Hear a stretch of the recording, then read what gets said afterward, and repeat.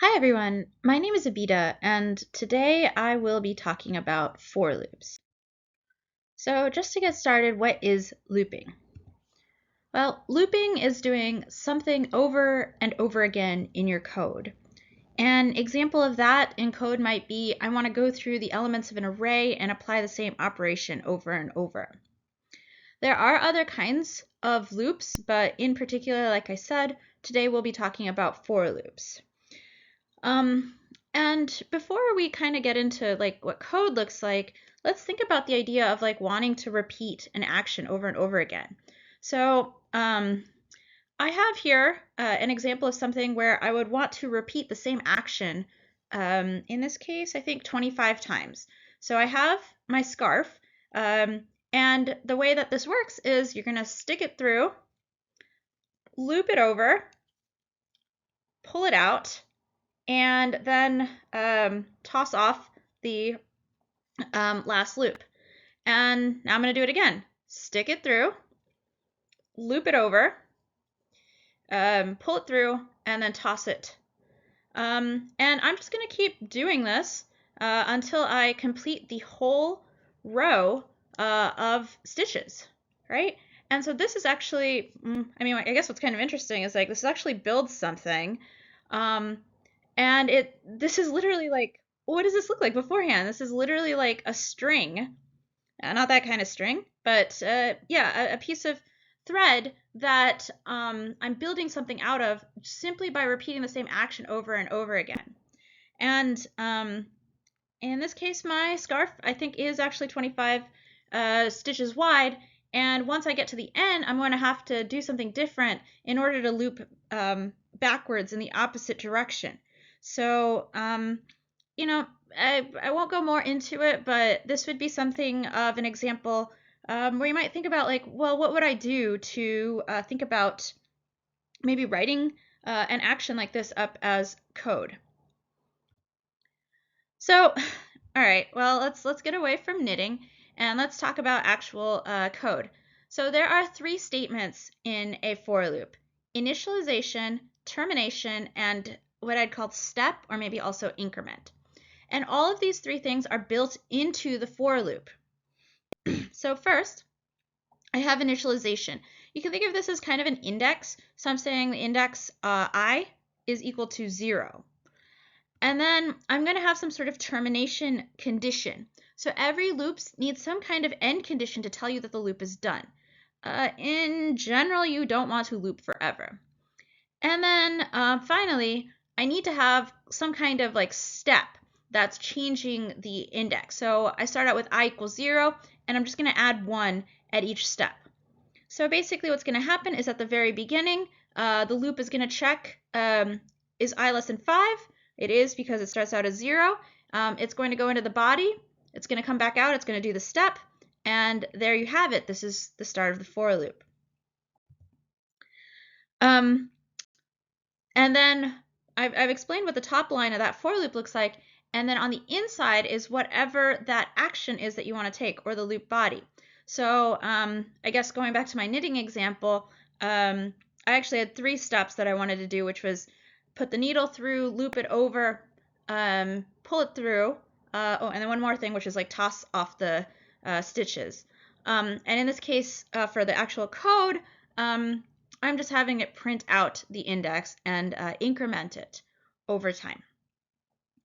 I've gone a little bit fast through the actual code, so let's just take a moment to look through it, and let's just make sure like we understand what each of these parts are. Does anyone have any questions about any of the parts of the instructions of the for loop?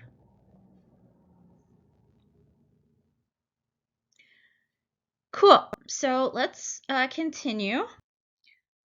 So let's look at an example that's a little bit different.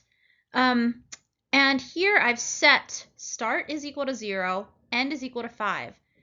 Int I is equal to start, and then my ending condition is I is less than or equal to end. Okay, so in this case it's inclusive.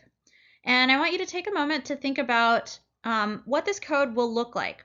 What is it going to end up printing out, and how many times will it run?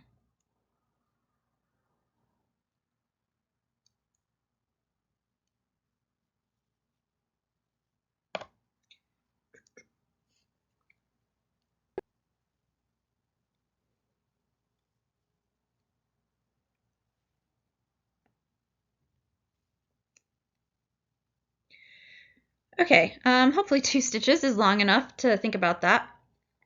So since start is 0, that's where we're going to start. 0, then 1, 2, 3, 4, 5. All right, so that's going to print out over 6 lines. That's how many times the snippet will run. Okay, so here is a similar sort of bit of code. In this case, I have start is equal to 1 and end is equal to 0. So if I set I is equal to start and I is less than or equal to end for my initialization and termination conditions, how many times is this snippet of code going to run?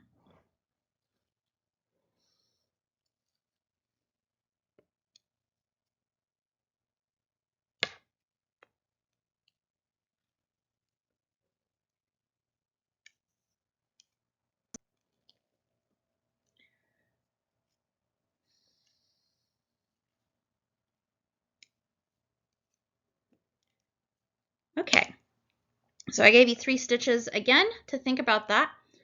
Good. So this code is actually not going to end up going into the body because the very first thing is, well, I is equal to 1 because that's the start, and it's already greater than end.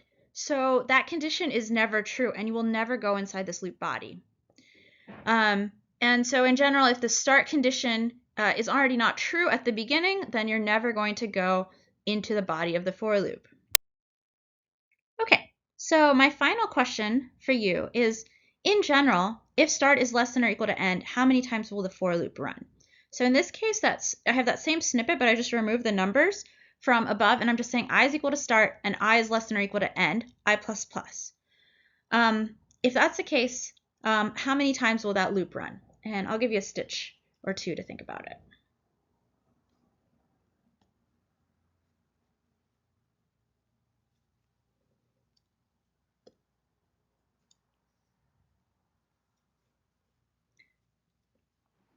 Okay, so the answer is end minus start plus 1 times. If we think about that previous slide that did have the example on it, which was 0 through 5 inclusive, it was 0, 1, 2, 3, 4, 5, which ends up being 6 total times. So hopefully that helps to understand a little bit more abstractly or concretely about how for loop works. If you're still having some trouble, I recommend just thinking about maybe some examples of things where you want to loop over something over and over again, and think about what kind of code you would end up needing to write for that. I, in particular, gave you the example of knitting, which is a perfectly good thing to try to write some code for and to train an AI on. But there are probably a lot more examples out there which might suit you a little bit better. But that's all I have for you for today, so thanks for your time. Bye.